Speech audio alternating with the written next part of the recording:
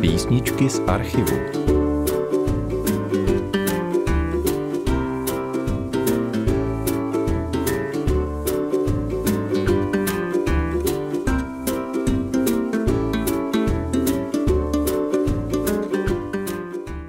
V mém mládí bylo pro mne mnoho písniček učedníků oknem do nebe, kterým jsem mockrát zahlédl, co je důležité, co má smysl, kým je pro mne Bůh. Sdílí na facebookové stránce učedníků jeden z jejich dávných posluchačů. V písničkách z archívu jsme v druhém díle pořadu věnovaného skupině Učedníci, která začala hrát asi před 40 lety, na delší dobu se odmlčela, ale před pár lety znovu obnovila svoji činnost. V prvním díle jsme slyšeli vzpomínat členy kapely na začátky skupiny, ale také jsme se dozvěděli, proč se rozhodli dál pokračovat v hraní, i když kapelník, zakladatel a autor většiny písní Josef Hrubý v roce 2024 tragicky zahynul. Rozhovor natočila Dana Kenningová na vzpomínkové akci na jaře roku 2025. Přítomni byli Vojta Šustek, Maruška a Vašek Dernerovi a Dan Černín. V tomto díle se budeme bavit převážně o písničkách, které byly pro koho oblíbené a proč a jak k nim promlouvali. Máte nějakou píseň, která vás osobně se dotýká, která k vám promlouvá? Vaše srdcovka? Když jsme vyrůstali vlastně na těch učedníkách, jak každý říká, tak my jsme měli jako nejoblíbenější pásmo byl Mojžíš, tam byly opravdu perly, nádherné písničky. A jedna z nejhezčích se nám líbila vždycky Maruška, jak zpívala krásně Proč skryla tvář písničku. A musím říct, že se mi vlastně po těch mnoha let, desetiletích splnil sen, že si ji můžu s Maruškou teďka vlastně zahrát. Tak to je úplně super. Jediná kaňka na tom je, že už to nemůžeme hrát v té tóně, ve které to bývalo. Že Maruška říkala, že by to chtěla trošku již, takže teď to hrám v tak úžasné tóně. Každý kytarista bude vědět hrát něco v F-dur, že jo? Tak to je opravdu zážitek. Ale splnil se mi sen, že si s Maruškou můžu zahrát tuhle písničku. Ano, teďka většinu písniček hrajeme, protože hlasy nám klesly úplně někam jinam, než byl Josef schopen zpívat v neuvěřitelných výšinách, tak teďka většinu písniček hrajeme ve Fis-moll, Fis-dur. Jo.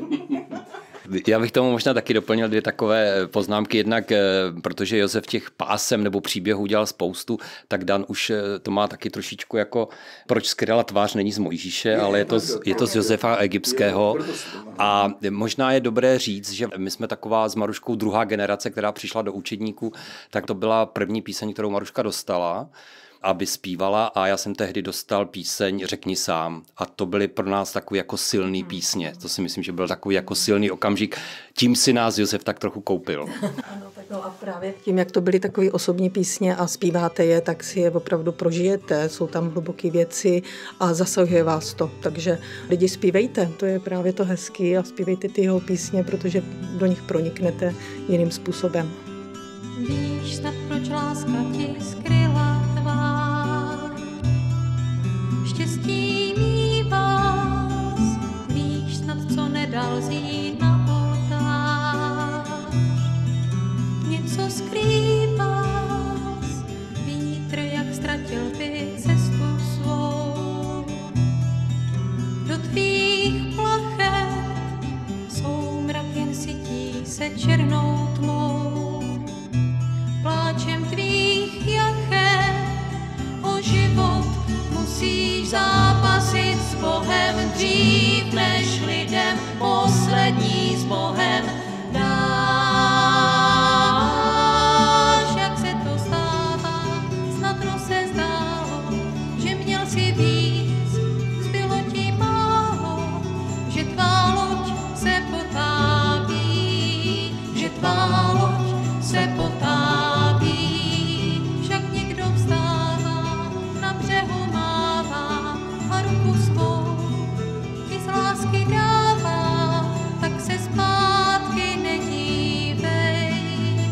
Se zpátky nedívej. Víš, kde ses příliš dlouho zapomněl, pro záblesk krásy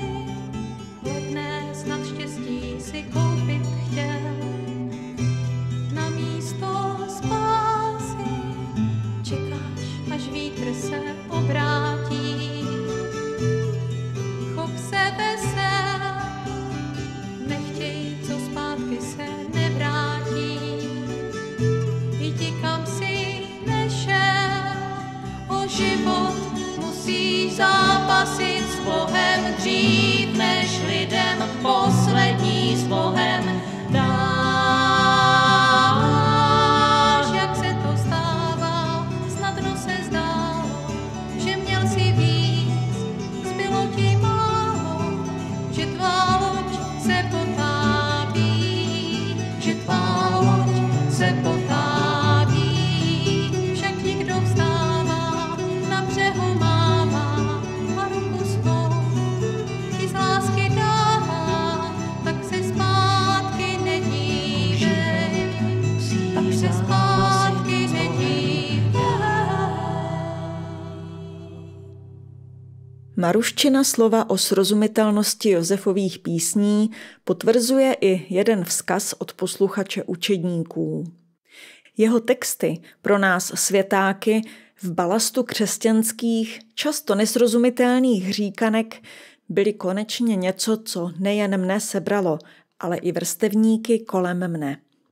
Posloucháte pořad Písničky z archívu, druhý díl rozhovoru se skupinou Učedníci, který vznikl na vzpomínkové akci na jaře roku 2025. Mluvíme o vybraných písních, ke kterým mají členové kapely zvlášť osobní vztah. Možná by si zasloužilo pustit píseň Bůh, protože to si myslím, že to je takový jako nosná píseň Josefova a k tý jsme se ještě nehodlali. Jednak ladíme, pořád hledáme tu tóninu, ale to je taková asi velká výzva, protože si myslím, že to je silná píseň. Proč konkrétně? Ty písně jsou vlastně zaměřené jako křesťanské. Je to nějaký vztah osobní k Bohu a je to svým způsobem takový vyznání asi Josefovo. Taky bych tomu Bohu ještě řekla, on ten text už na začátku, Bůh, to jen se vánek vzduchem chvěl. A pro každýho osobně ten Bůh má jeho osobní rozměr. Takže tam si to najdete, proto je tak hluboká. Josef měl totiž velmi vzácný dar a to bylo to, že on uměl hluboké věci pojmenovávat obyčejnýma slovama. Nikdy neupadl do patosu, nikdy neupadl do nějakého klišé, ale vždycky použil takový výrazy, které zasahovaly hluboko duši. Mně přitom napadá otázka na vás hodně osobní. Jakým způsobem a jestli ty písničky formovaly vaši víru a váš obraz Boha, váš vztah k Bohu?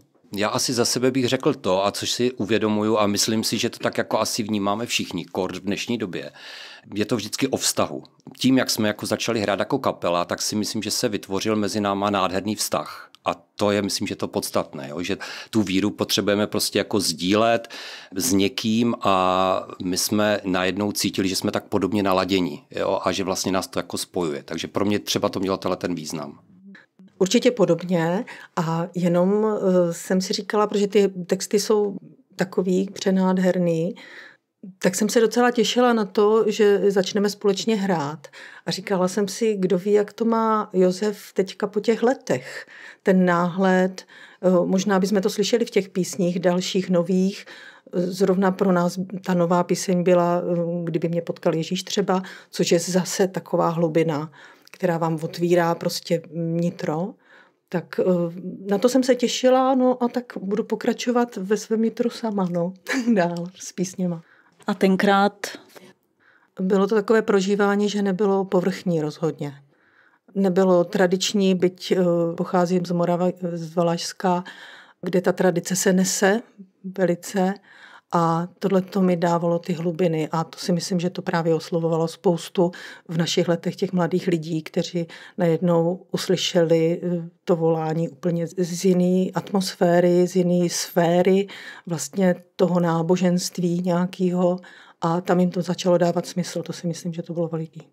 Vedle těch oficiálních forem, se kterými se setkáváme běžně při církevním životě nebo prostě při setkání s náboženstvím, tak najednou se otvíral svět, který šel daleko hloub a který vlastně každý člověk cítí. A tohle to on dokázal prostě.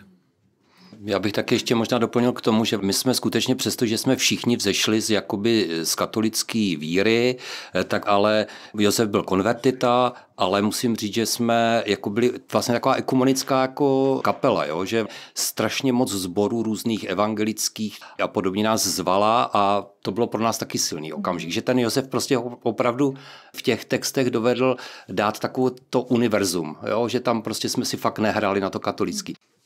Právě když jsme byli zvaní do různých církví takhle, tak vznikaly nádherné rozhovory. Vznikaly tam i nádherná přátelství. Teďka se těšíme na to, že se po letech uvidíme zase znovu. A tohle to byly veliká ekumena, protože spousta těch lidí to cítila podobně. Jo, byť byli zasazeni v nějaké formě svý, tak tohleto ekumenu, tohleto tam cítili velice podobně. Takže to bylo moc hezké.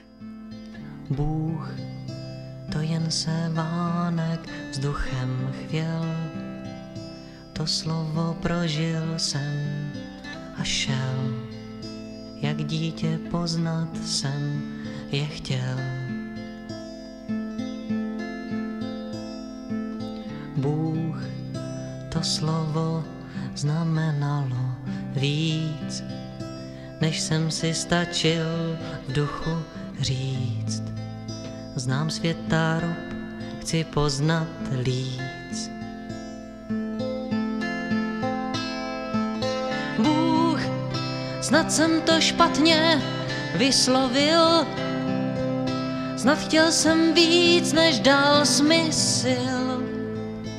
A padnul meč, jenž poranil. Bůh, jak mohlo stát se, když jsem šel, na co jsem to jen zapomněl, kéž by zas prožít znovu směl. Že Pán to je ten, kdo k sobě zavolá. Pán to je ten, kdo lásku má. Pán ten se k smutným srdcím dovolá, s každým se zná. Bůh, to je to jediné, co mám, když už to všechno postrádám, s ním střípky štěstí poskládám. Bůh, musím být, jak mě myslel Bůh, a vánkem zachvěje se vzduch. Stanu se láskou, to jsem chtěl.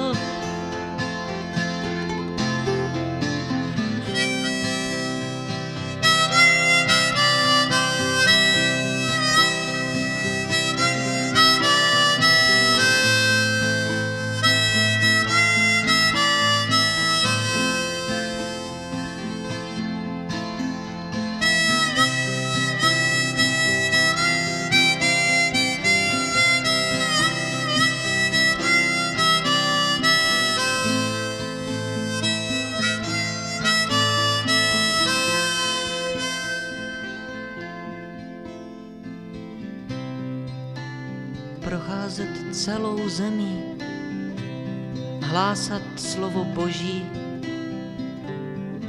ošetřit nemocné, navštívit opuštěné.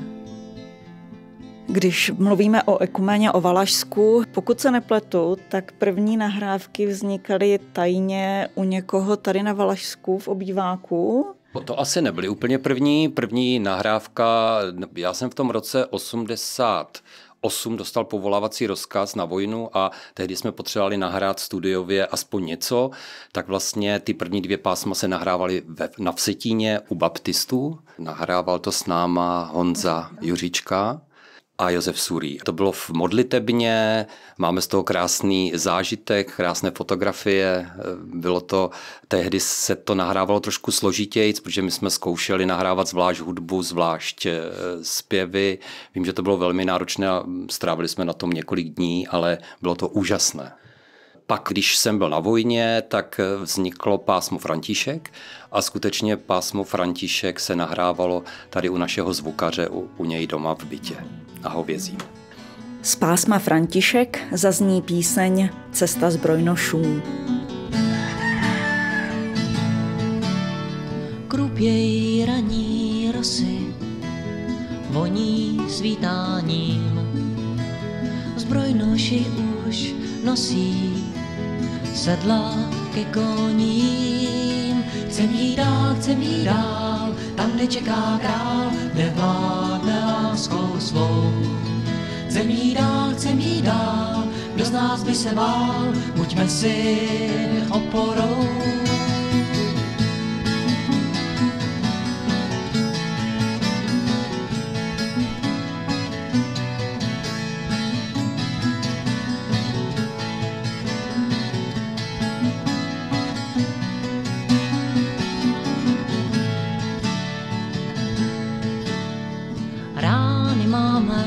Bitev, nepřátelé bdí, nedbejme těch jizev, tím nás nezlomí.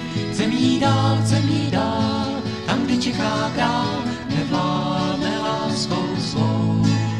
Chcem jít dál, kdo z nás by se bál, buďme si oporou.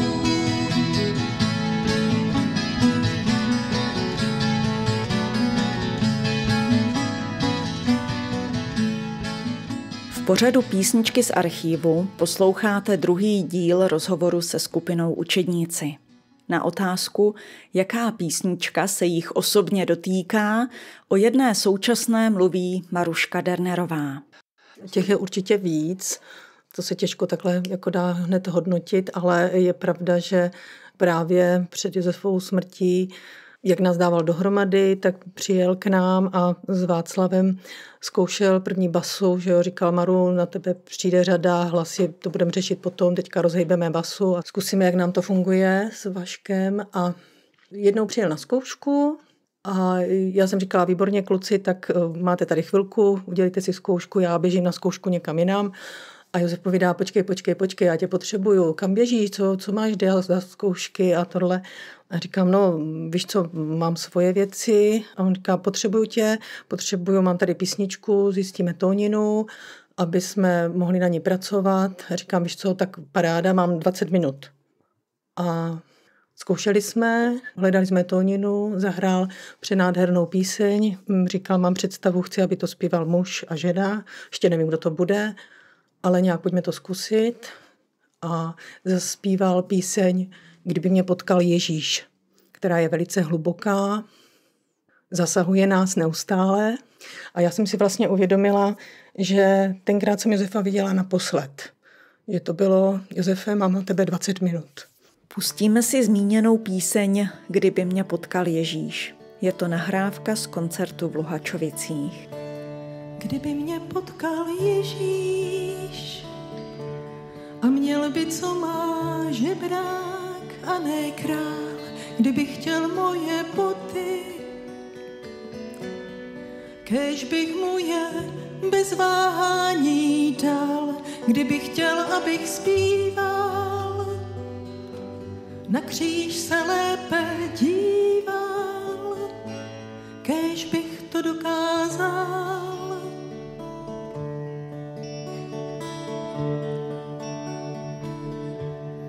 Kdyby chtěl mý ruce, aby mohl do náruče vzít to rozlomený srdce dítěte, co ztratilo chuť žít. Kdyby tolik strádal, zda bych stále váhal, zda bych to dokázal.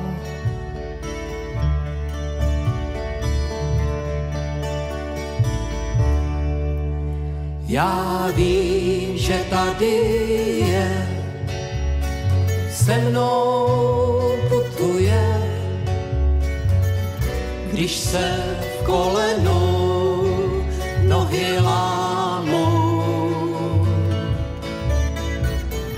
Nemusím se bát, zda mě vidí rád, nemusím mu říkat, co mě bolí, tolik bolí. Kdyby mě potkal Ježíš a měl by svoje šaty samý cár, kdyby chtěl, abych řekl, co je pro mě nejvzácnější dar, a kdyby o něj žádal, zda bych stále váhal, zda bych to dokázal.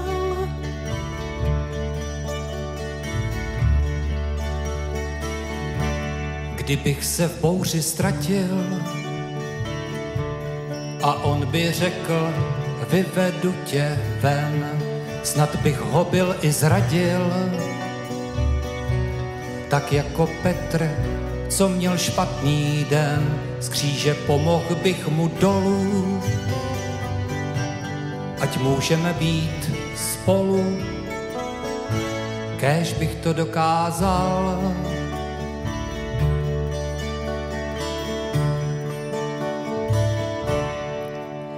Já vím, že tady je, se mnou putuje, když se v kolenou nohy lámou. Nemusím se bát, zda mě vidí rád, nemusím mu říkat, co mě bolí, tolik bolí. Kéž potkal by mě Ježíš.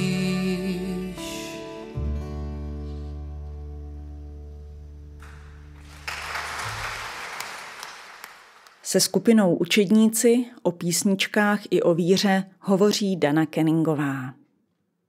Josef uvěřil díky Pavlovi Eliášovi, jak jsme byli, jak říkala Maruška, ta parta z Oderska, tak to byl kluk, který studoval teologii, když byl na vojně, tak poznal Josefa, nějakým způsobem mu pomohl nebo ho přivedl na tu myšlenku té víry, hodně spolu diskutovali. Po té vojně Josef začal mezi nás do ty party jezdit a to si myslím, že je důležitý moment říct. A on byl pro nás trošku zjevení, protože samozřejmě on měl tu 12 strunku, což v té době moc nebylo, těch 12 strunek, jo, prostě měl tu harmoniku a najednou přišel s něčím úplně novým, co jsme neznali, úplně nový písně, úplně něco jiného, takže si myslím, že pro nás byl takový jako určité zjevení.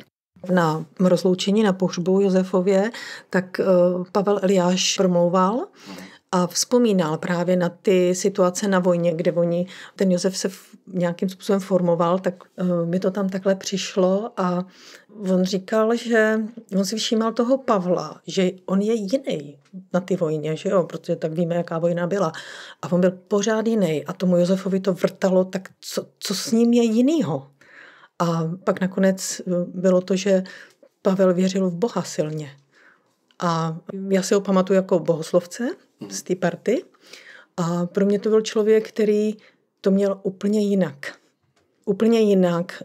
Z něho se nestal pan farář, ale jako boží muž. Tak pro mě to bylo velice silné i setkání s tím Pavlem. Takže nedivím se, že třeba Josefa to takhle ovlivnilo a proto začal jezdit a začal ty věci, které už nějak v sobě měl, ten dar, taky začal pojmenovávat do těch písní a to nás tam takhle bavilo. Já bych tomu ještě možná doplnil jednu věc, co třeba je hodně jako bylo pro ně typické, jak pro Pavla, tak pro Josefa. Že třeba Pavel byl vždycky hrozně poctivej, pravdivej a byl strašný dříč. Když prostě si něco namanul, že za něčím jde, tak opravdu poctivě to dělal. A Josef v některých věcech, třeba i na zkouškách, a tak si vzpomínám, byl taky hrozně poctivý. Jo? On vlastně nám svým způsobem neodpustil některé věci, chtěl, aby opravdu to jakoby fakt šlapalo. Jo? A to měli hrozně společný, že když za něčím šli, tak opravdu s takovou až urputností. Druhý díl rozhovoru s učedníky končí. V příštím, posledním díle zazní různé veselé i vážné příhody z minulosti, ale také pár slov k současnosti. V tuto chvíli se od mikrofonu loučí Dana Kenningová. A na závěr jsem vybrala píseň Hlas zvonů, která zazněla na pohřbu Josefa Hrubého.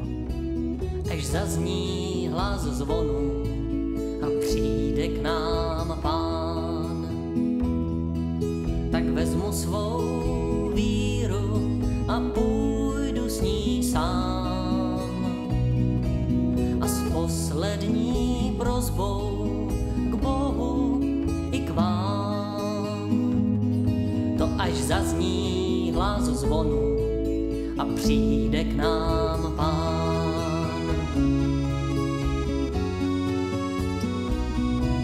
Až zazní hlas zvonu, tak začneme žít. A z poháru lásky všichni budeme pít. Ty největší sbory díků zaplní chrám.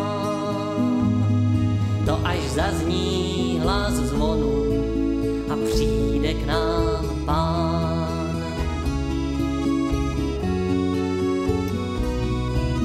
Až zazní hlas zvonu na poslední soud. Ti, kdo nechtěli lásku, ti změní se v trout. Kdo neměl v životě štěstí, tak přidá se k nám. To až zazní hlas zvonu a přijde k nám Pán. Až zazní hlas zvonu a přijde k nám Pán. Všichni vrátí se domů, kam každý je zván. A společně sejdem se v jediný chrám. To až zazní hlas zvonu a přijde k nám Pán. To až zazní hlas zvonu